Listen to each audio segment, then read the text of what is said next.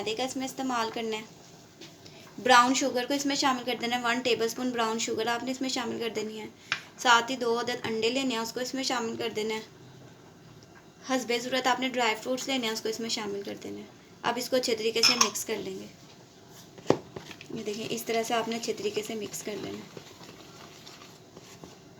इस तरह से आपने अच्छे तरीके से मिक्स कर लेना है। अब साथ ही हम इसमें 1/2 टीस्पून बेकिंग पाउडर को शामिल कर देंगे। बेकिंग पाउडर इस तरह शामिल कर देना है। अब इसको भी अच्छे तरीके से मिक्स कर लेना है। इस तरह से आपने स्वीट बॉल का मिक्सचर तैयार कर लेना है। अब हम आपको बताएंगे आपने इसको तैयार कैसे करना है। ये देखें स्वीट बॉल हम आपके लिए तैयार करें इस तरह से। जब घी गर्म हो जाएगा इस तरह से आपने इसको शामिल करते जाना है स्वीट बॉल को। इसमें 2 चम्मच की मदद से आपने इसको पकड़ना है, फिर इसको इसमें शामिल करते जाना है। ये देखें जैसे जैसे ये गोल्डन ब्राउन होते जाते हैं इसको उतारते जाना है आपने।